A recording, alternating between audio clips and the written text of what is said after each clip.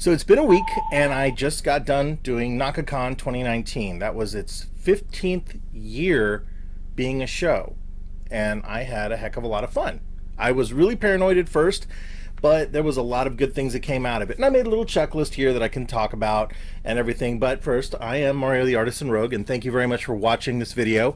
If you like what you see, please click the like button down there. What is it, smash the bell, is that the new thing? And click subscribe, I guess, that sort of thing. I don't, and that's only if you really like these videos. I do tend to drone on a little bit sometimes, or at least I've been told that. So let's jump right into this. So if you guys saw the last video, I do a vlog on here, and normally I adhere to this little format that I've been doing with these best self-co company cards. And what they are these cards that'll kind of give you prompts on what you want to talk about. So I decided to kind of disseminate the deck and kind of go through it and give my own opinions on what those questions were. But if you want to check those out, those are on this channel as well too. So I'm going to jump into this. I was nervous on the last video. When I released it, I was just having some second thoughts about it. That happens to me every year. First show of the year, right out the gate, just not really sure what was going to happen. And in a weird stretch, I hadn't done a whole bunch of traditional ink and marker on wood sort of illustrations. I had some older works that hadn't sold, and I took them to the show with me. But it turned out that the new vector style that I had been working on for about the last year or two really took off, and I am so pleased. First of all, for any of you guys watching this video that were at NakaKon that picked up my work, thank you so very much. That was amazing. I got to hear so many stories, meet new people. I'm so happy for everyone that tagged me on different social media, showing me the pictures up in your houses and stuff like that. That really got me out of a creative funk. And if you watched the last video, I was definitely in that zone.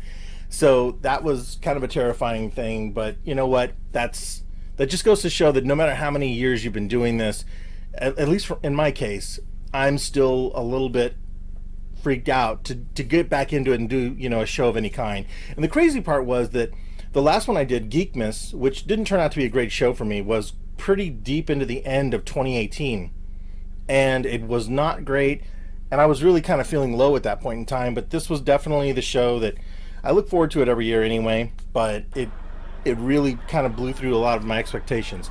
As I said, that's a wonderful thing. NakaKon's in its 15th year, and that's freaking amazing. I'm really happy about that. Planet is in its 20th year. But with NakaKon, they had kind of a humble beginning. I mean, most shows do. And they started out as a small event. I think, what was it? The University of Kansas Anime Club? I probably got that wrong. I think that's where it was. And when I first started doing it, it was, maybe 7 years ago or so. And I still have yet to put all of the reviews from the previous years. Because every year that I do a show, every show I do, I'll put some sort of review, pictorial, and my thoughts, because I want people to be able to look at how a show has grown and worked with the public and the fandoms and stuff, and what did they evolve into. And there's been some shows that have gone away and some that have grown in the time that I've been going to these things. And this is one that, over the years, I'm consistently impressed by the fun, the amazing cosplays I see, and the overall general positivity that exudes from the show. And the crowds were great. I was blown away. As you can see here, Friday was freaking amazing. This is pretty much what the majority, probably 80% of the overall entire weekend was from the vendor room. I didn't get much of a chance to go anywhere until after the vendor room hours closed to go to anything. And I was so just dogged tired by the time everything was done that I did manage to play a few arcade games. I did get to talk to a few friends and some people afterwards. But for the most part, I just got home. I got a few more bits of artwork and some other stuff that I needed to do, and got that taken care of. And then I went back to the next show, or the next day's show, and so on and so forth until it was ready to pack up and go. The show is primarily anime inspired. It is an anime manga sort of show, but my art doesn't necessarily go down that route. Now, it is inspired by stuff like Samurai Jack and a lot of shadow puppetry, and there's different things that really inspired the work that I'm doing right now. I think it's been a benefit for me over the years because, initially I was doing a lot of ink and pen and marker sort of work, and that sold okay. But when I started transitioning over into this newer, cleaner style that focused on my love of robots and the story that I'm trying to tell through my comic book Ardor, which also thankfully sold really good this weekend too. And for those of you that did read it, please, email me, drop me a line however you want, or catch me at the next show that I'm going to be at. You can check my show schedule. I've got a few shows now listed on there that I am in fact doing this year. And let me know what you thought. I'm really excited for this new direction, for this new storyline that I've been working on. And that's just a small preview of what the overall story arc is going to be. But there's a lot more in the works. And I've finally started getting back in the zone where I'm beginning to write a little bit more prolifically and get some ideas down. So I'm really excited, and hopefully we'll have at least 1 or 2 more issues out this year at other shows, and they will also be available on my website. So, okay, the nitty-gritty of it. If you've never done NakaKon, or if you're trying to do a show that isn't Planet Comic-Con, and I'm not saying anything negative about it, I'm saying it because the beautiful thing about Planet Comic-Con is it is a sensory overload. It really is. And it's, that's when you're swinging for the, I'm going to try and use another sports allegory, and it's just not going to work because I don't know enough about baseball. I don't know how many downs are in that. I don't really know much about that. So anyway, the point is that NakaKon is a great show to get into if you can. The show is, I think, it seems to be juried. At the very least, I know this much: you have to have not only your overall branding on point, but your social media and other stuff like that. I believe they're still checking into that. I mean, I've been able to get into it I have gotten into it just every year that I've put in for it. I have, but I also work really hard to make sure that I keep everything that I have out there fairly tight. And I think that's the reason I've been able to get in. And, over the years, I've seen other artists that have come through and that have gotten in there, and it's really amazing to see the kinds of work that happens in there. Now, I will say this, at least for my part, the majority of my world is the vendor room. And it's not a large vendor room, but that's okay, at least in my opinion. I know that there were people that I talked to at the show that were like, oh God, I kind of wanted it to be bigger. I wish there was more vendors. The show is a good size show, and I want to say that I think overall attendance is somewhere about above. I'm probably wrong on this, and somebody from NakaKon should totally check me on my numbers on this. I've heard in the past that the upper range of numbers that they have for attendance on the overall weekend, I think, is somewhere around 9,000 or more people, and that's just because of the hotel that they're holding it in, which, as you can see from the videos that I've been showing you, the clips on here and stuff, it's a really cool place. And you can look at the other updates I've done before. There's all kinds of other pictorials about the area that it's held in. And I really love that place. I hope they never end up moving it to Bartle Hall or anywhere else. I hope that the contract keeps on going and they're able to stay in this place.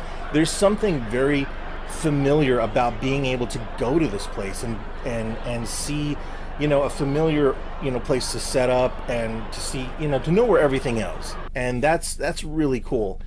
Overall, I don't have a whole bunch more to say about it. I mean, I always have a glowing review of it because the show is genuinely one of those kinds of shows that, at least for me, is really fun. And I don't get to go to the panels or do a lot of the other stuff that other people do, but I have had a chance to meet people and make friendships and pick up some really cool stuff.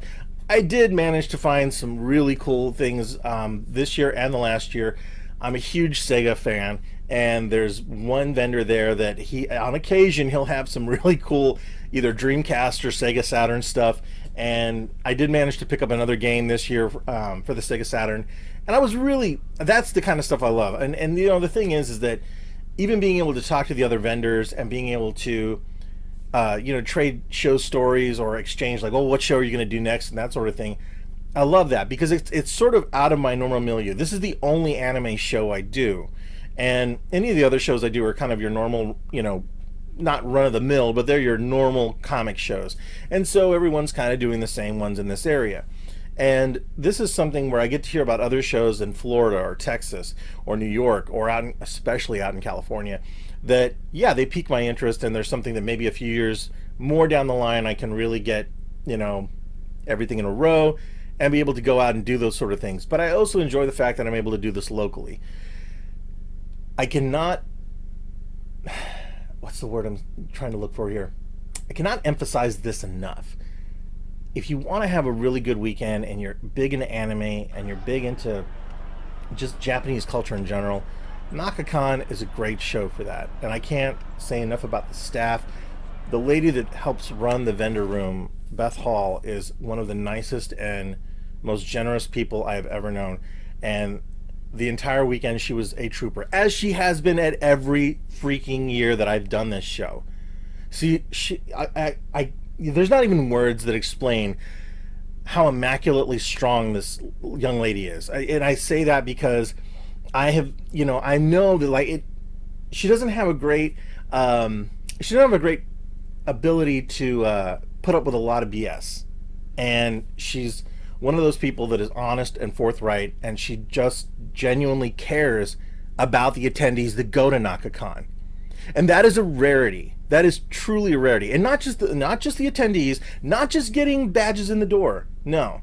It's also the people that are in the vendor room. It's the welfare of people in general that are involved with the show. And it really reflects back upon everybody else that's around her. I know that I'm inspired. When I go there, and every year that I've seen her and her hubby there, and they're smiling and they're doing stuff, it just puts me in a great mood. And I can say that of probably every single staffer and volunteer that I've seen there at NakaKon. I can't say that for some other shows that I've done in the past, and some of them aren't even around anymore. But there's probably a reason for that.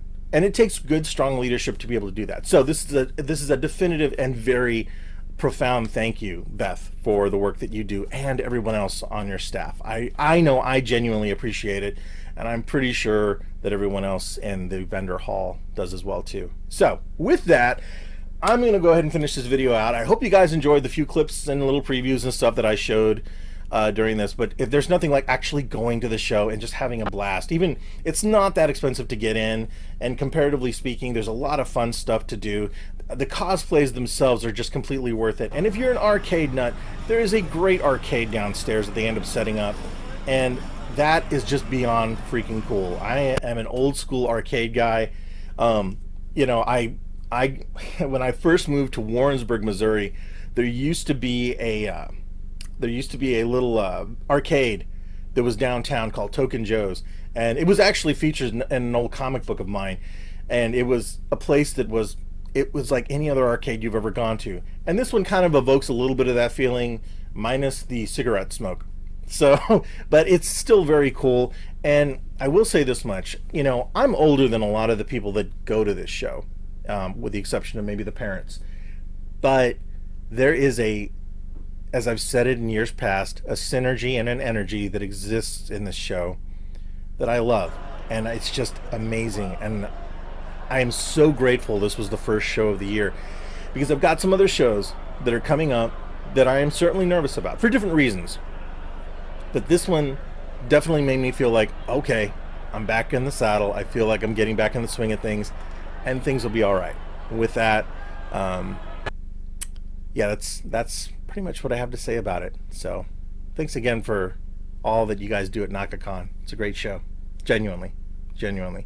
So for the rest of you people watching this video, please be sure, as I said earlier, to click and subscribe if you really want to, if you find these videos to be at all entertaining, or you like hearing me talk, because some people have told me that I actually help put them to sleep a little bit with my soothing voice. I don't know what that means. Maybe I should go into voice acting. And yeah, so thanks again for watching, guys, and I'll see you in the next video.